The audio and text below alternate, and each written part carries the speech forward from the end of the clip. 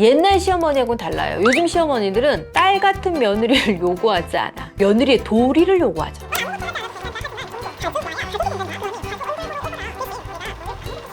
라고 하는 시어머니가 많죠. 그래서 시집살이라는 건 절대 시킬 것 같아 보이지 않는데 막상 시어머니의 말을 듣고 있으면 왠지 기분이 별로야.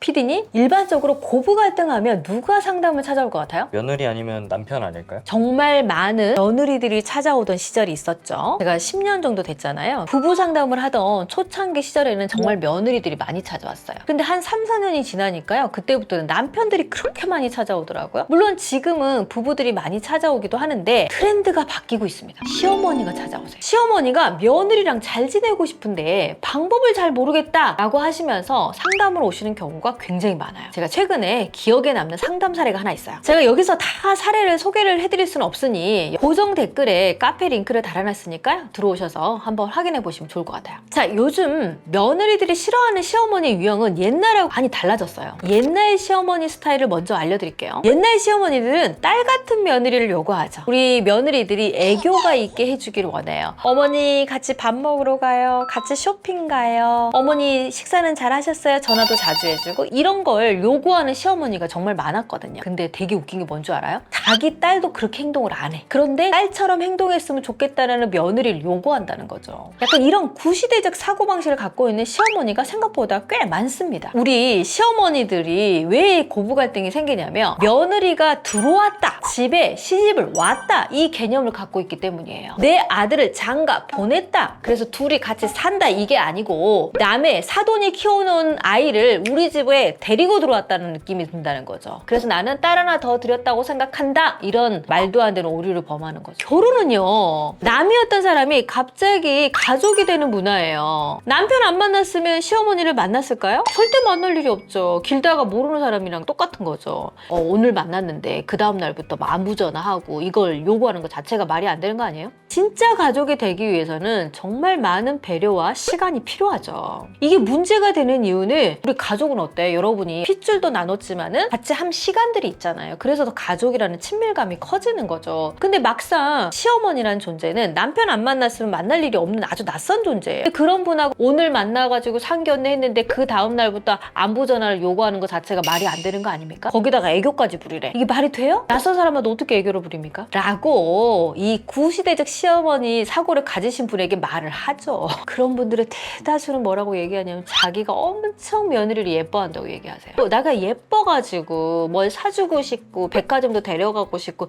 예쁜 것도 해주고 싶고 먹은 것도 맛있는 것도 사주고 싶고 그러는데 왜 걔가 그러는지 모르겠대. 이게 뭐가 아니냐면 그러면 내가 다 베푸니까 너는 무조건 내 말 따라 이거랑 뭐가 다릅니까? 그 친구의 감정은 전혀 중요하지 않아. 그냥 나는 널 좋아하니까 너도 나 좋아해라 이렇게 명령하는 거랑 똑같죠. 우리 시어머니들이 오류를 범하는 게 자신의 좋은 감정은 자기 남편하고 잘 공유를 해야 되거든요. 근데 이런 시집살이를 시키는 시어머니의 대다수는 자기 남편과 관계가 별로야. 시어머니가 남편과 관계가 안 좋으면 안 좋을수록 아들에게 집착할 수밖에 없어요. 자, 요즘 시어머니 스타일이 있어요. 옛날 시어머니하고는 달라요. 요즘 시어머니들은 딸 같은 며느리를 요구하지 않아. 며느리의 도리를 요구하죠. 자, 며느리가 됐으면 해야 될 일이 있다고 생각하는 시어머니, 그리고 며느리가 되기 위해서 결혼한 적이 없는 우리 며느리들. 누가 요즘 친구들이 결혼하면서 난 며느리가 될 거야 이러고 결혼해요? 그냥 좋아하는 사람 만나가지고 이 사람하고 평생 함께 잘 살 수 있겠구나 라고 나의 행복을 위해서 결혼하죠. 근데 막상 결혼했더니 어머니가 며느리가 되었으니 도리를 다하래. 그 도리가 뭐가 있을까요? 너는 아무것도 하지 않아도 괜찮다 하지만 종종 자주 와야 가족이 된단다. 그러니 자주 얼굴 보러 오거라. 대신 내가 널 아무것도 시키지 않을게 라고 하는 시어머니가 많죠. 근데 이런 분들이 꼭 하는 말이 있어요. 나는 옛날 시어머니가 아니야. 나는 진짜 시집살이 많이 당했지만 나는 절대 며느리 시집살 시키지 않을 거야. 네가 오면 내가 밥도 다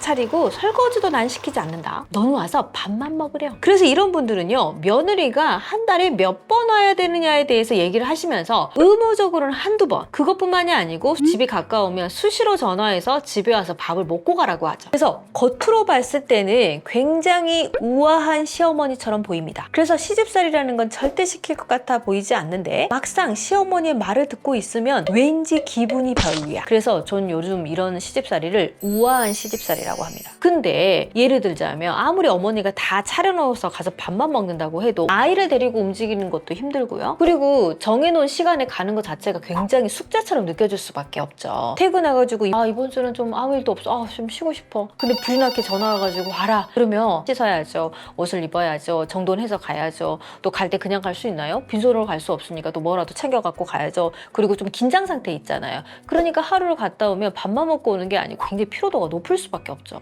자, 그리고 이상하게 시댁만 2번 가면은 기분이 별로예요. 우리 집에 안 가는 억울함이 생기기 시작하죠. 자, 요즘 시어머니들이 옛날에 본인들이 받았던 시집살이나 이런 고부 갈등에 대비해서 우리 며느리에게는 용돈도 사주고 뭐든 해주려고 하는 시어머니들이 생각보다 굉장히 많아요. 근데 되게 잘못된 생각이에요. 그걸 잘해준다고 해서 며느리들이 좋아하는 건 아니죠. 잘해주고 자유까지 주면 진짜 훌륭한 시어머니가 된다고 전 생각해요. 근데 어머니들은요, 뭘 해주게 되잖아요. 그러면 그만큼 보답을 받고 싶은 마음이 생길 수밖에 없어요. 이 시어머니의 문제는 뭐냐면 나는 사랑하는 며느리고 며느리가 나를 사랑해줬으면 좋겠다는 마음이 너무 크신 거예요. 그래서 잘해주려고 하는 에너지가 굉장히 크다는 거죠. 근데 며느리한테 진짜 사랑받고 뭔가 관계가 좋아지려면 며느라 자주 안 와도 돼. 네가 있는 것만으로도 나는 매우 감사하단다. 이렇게 얘기해주는 시어머니가 최고죠. 자, 나중에 이 시어머니께서는 아들 며느리를 데리고 오셨어요. 그래서 이런 문제는 솔직하게 대화를 풀어야 된다고 얘기를 했어요. 이 아들 며느리는요, 그동안 굉장히 힘들고 참았어요. 그런데 며느리는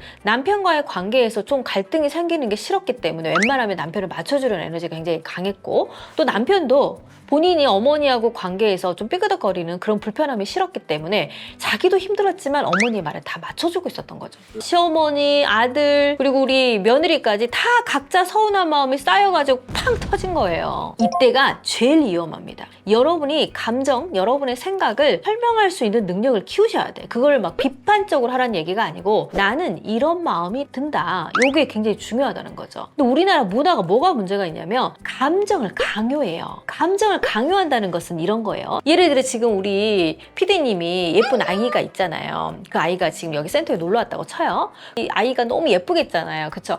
그래서 내가 우리 막 예의를 짠척을 해요. 그쵸? 예뻐가지고. 그러면 이 꼬맹이는 저를 좋아할까요? 안 좋아할까요? 낯선 사람이 갑자기 와가지고 처음 본 사람한테 막 안기고 막 아무리 예뻐해준다고 좋아하나요? 그렇지 않다라는 거죠. 근데 우리 부모들 입장에서 봤을 때는 원장님이 자기 아이를 너무 예뻐해줘. 원장님이 너 예뻐하잖아.